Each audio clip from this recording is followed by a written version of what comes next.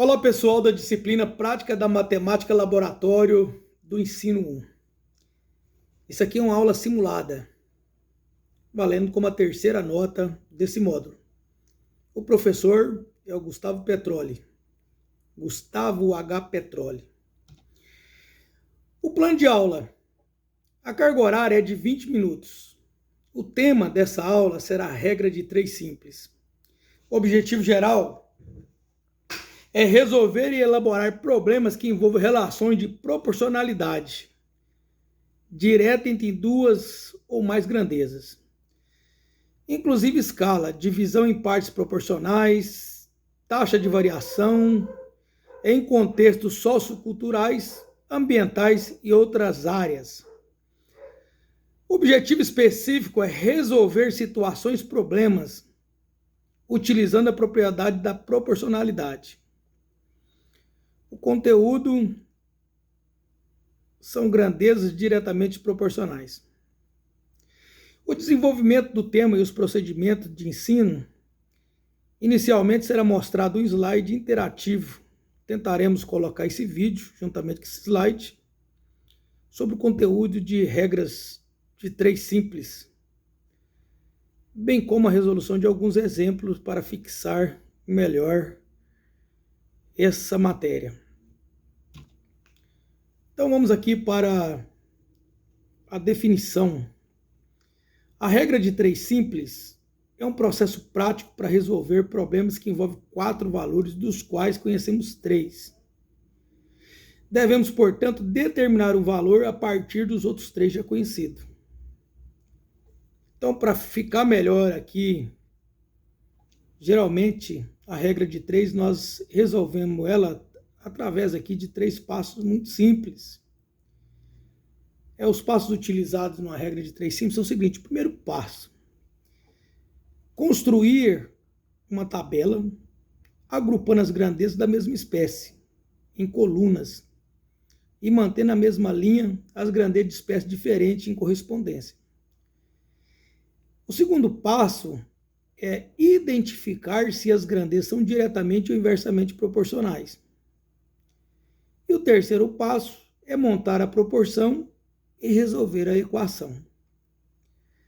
Então, para melhor fixação, vamos pegar alguns exemplos.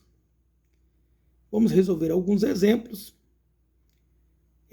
dessas grandezas diretamente proporcionais e inversamente proporcionais para melhor fixação dessa matéria juntamente com os alunos.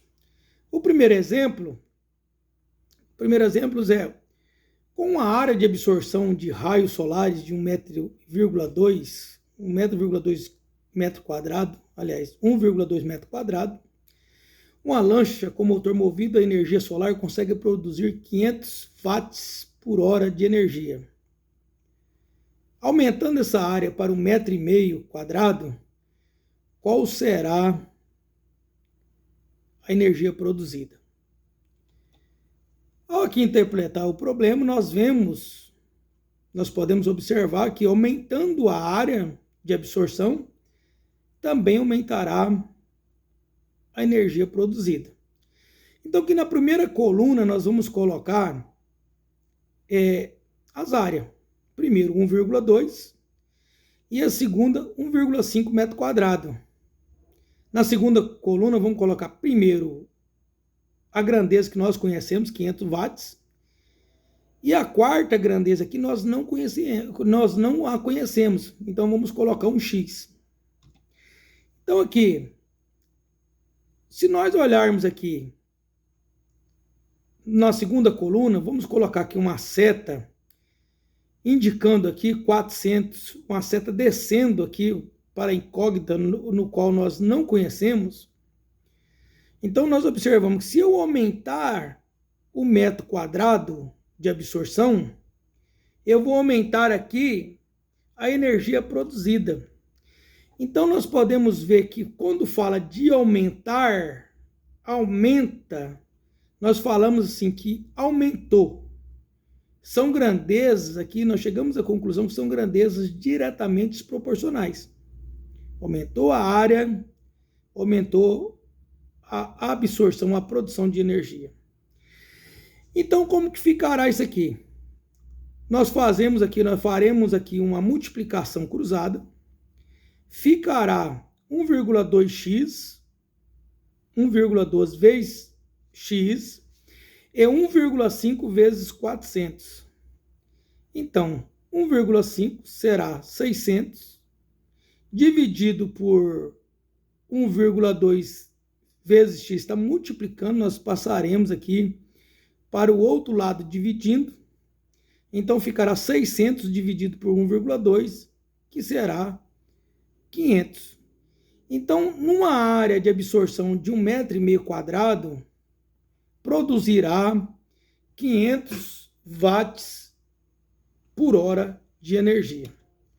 Vamos pegar aqui um segundo exemplo. Segundo exemplo para nós ver aqui um outro exemplo aqui.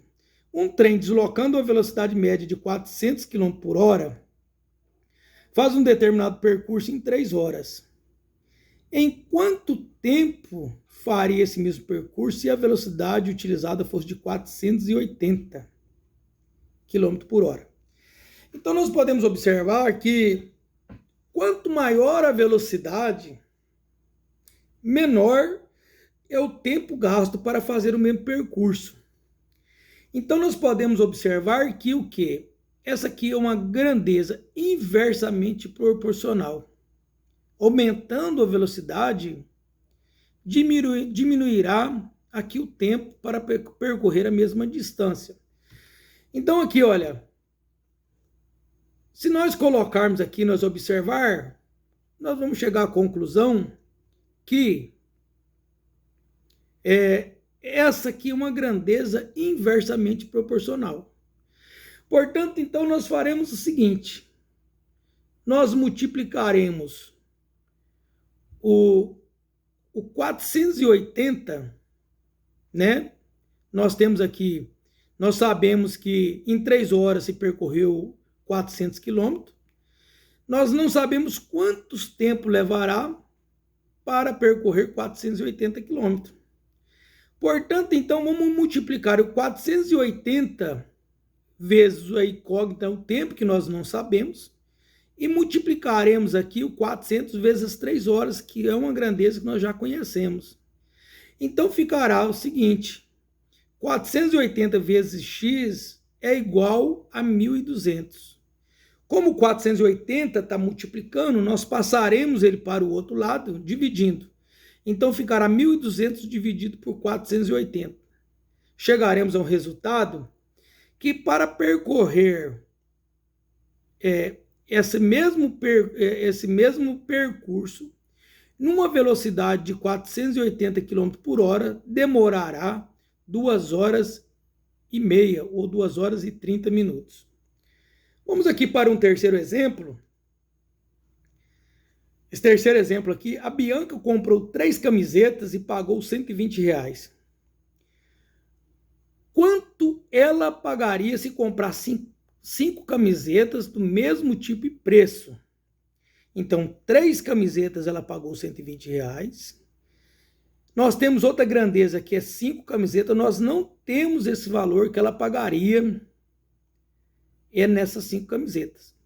Então, aqui nós podemos observar na interpretação do problema que, aumentando a quantidade de camiseta, aumentará o valor a ser pago.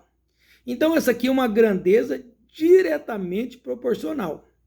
Sendo assim, ficará 3x, nós multiplicaremos 3 vezes x e 5 vezes 120, que dará 600.